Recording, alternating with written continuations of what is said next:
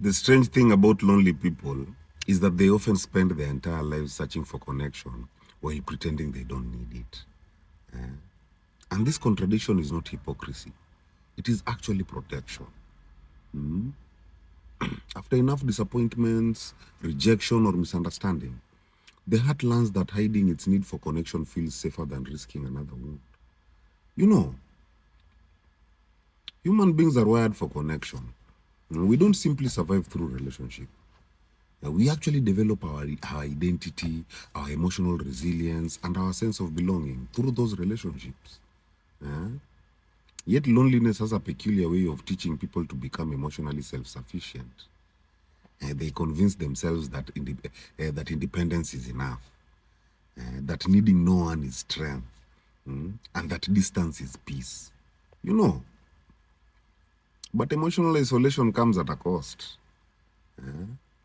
The walls built to keep pain out. The walls built to keep pain out also keep intimacy out.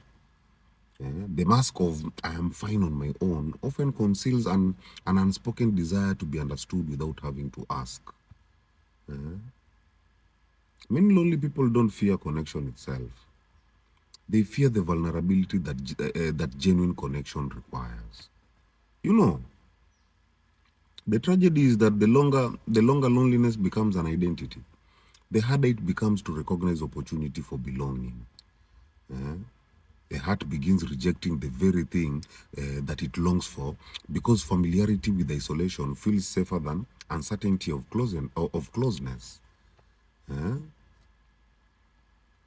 Psychologically, prolonged loneliness can become a self-reinforcing cycle.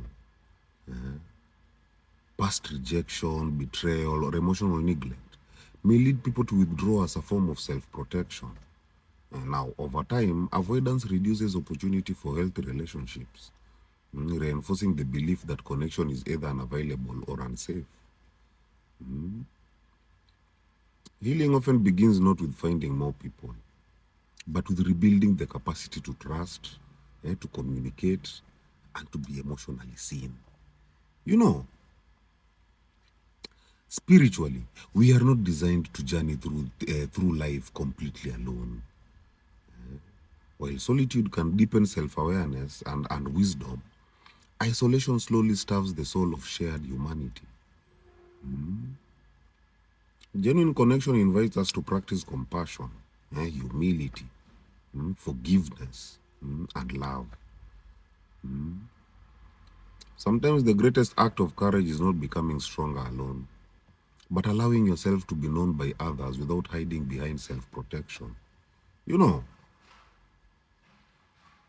in short, loneliness is not always the absence of people. Sometimes it is the absence of permission to let people truly know you. Strength is not measured by how little you need others.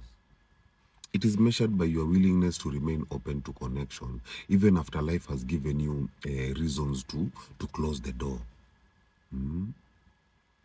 The deepest relationships begin where the performance of self-sufficiency ends. You know, my people hail. Hail.